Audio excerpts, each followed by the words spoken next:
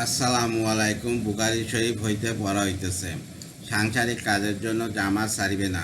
407 নম্বর হাদিস। আয়েশা রাদিয়াল্লাহু আনহা বর্ণনা করিয়াছেন, নবী করিম সাল্লাল্লাহু আলাইহি ওয়াসাল্লাম স্বীয় ঘরে কাজকর্মে লিপ্ত হইতেন। যখনই নামাজের সময় উপস্থিত হইত, তখন তিনি সমস্ত কাজকর্ম ছাড়িয়া নামাজের জন্য চলিয়া যাইতেন।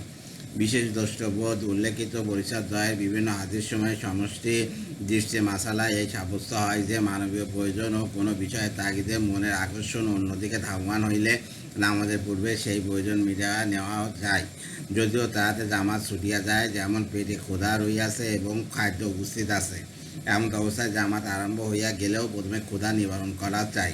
পক্ষান্তরে যদি মনকে বিচলিতকারী ক্ষুধা না থাকে, তবে উপস্থিত খাদ্য ছাড়িয়া জামাতের প্রতি ধাবিত হইবে। এমনকি খাওয়া আরম্ভ করিলে ও উহা অসম্পূর্ণ ফেলিয়া চলিয়া যাইবে, যেরূপ 152 নম্বর হাদিসে বর্ণিত হইয়াছে।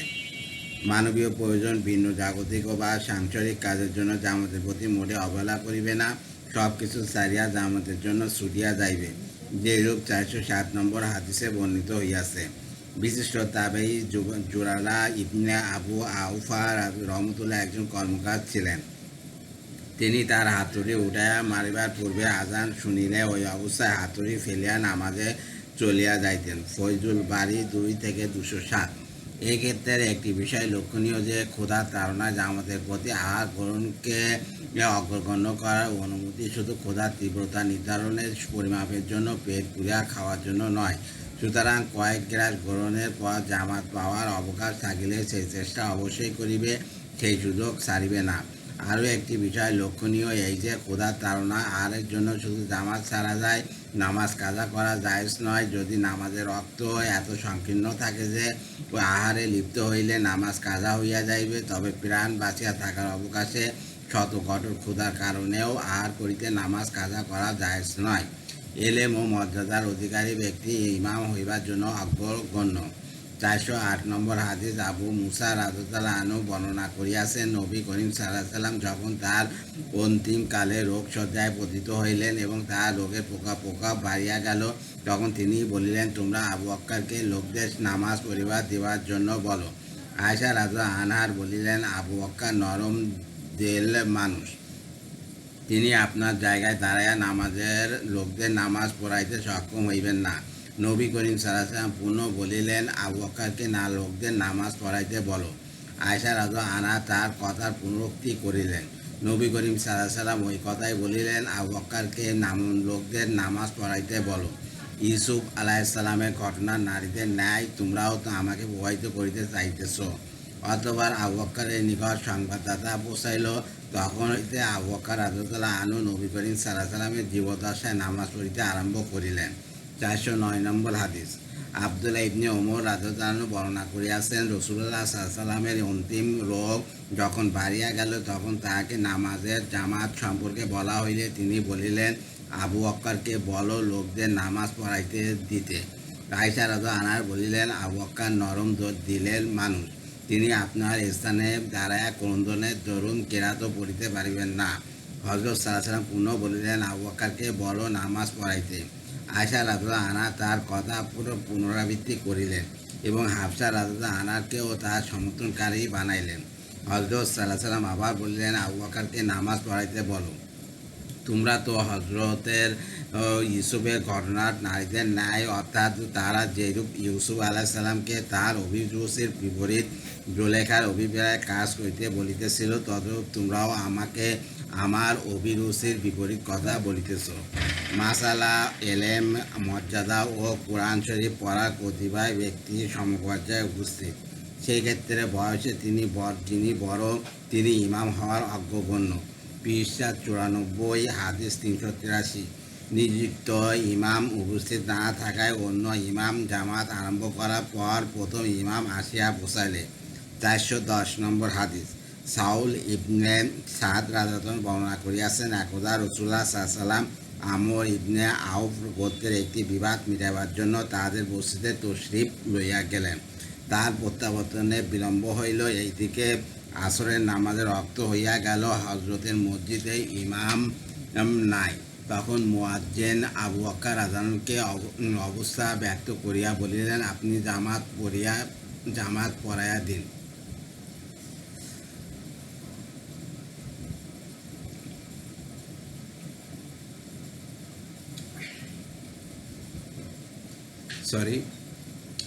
তিনি উহাতে সম্মত হইয়া নামাজ আরম্ভ করিলেন। জামাত আরম্ভ হইয়াছে এমন সময় রাসূলুল্লাহ সাল্লাম আসিয়া পৌঁছাইলেন এবং তিনি পিছনের সারিসমূহ ভেদ করিয়া প্রথম সারিতে আসিয়া দাঁড়াইলেন।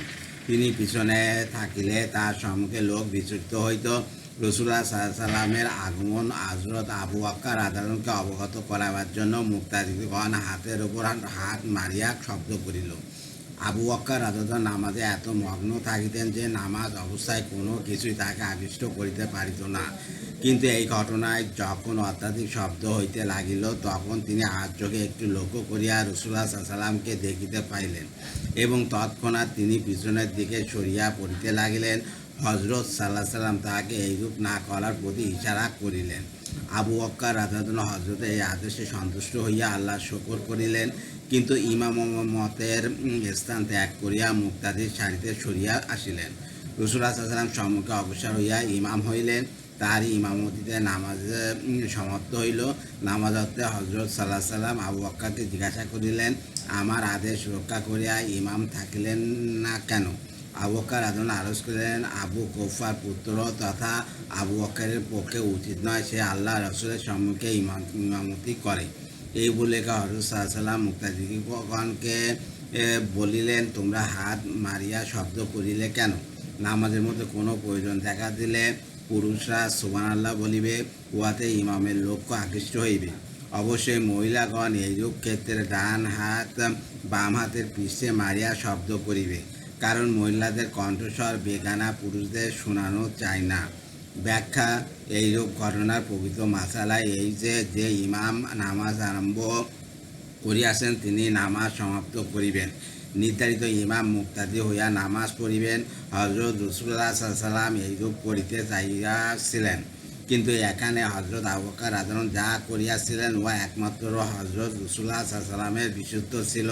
অন্য যে কোনো ব্যক্তির জন্য এইরূপ করা হইলে সকলের নামাজ ভঙ্গ হইয়া যাইবে।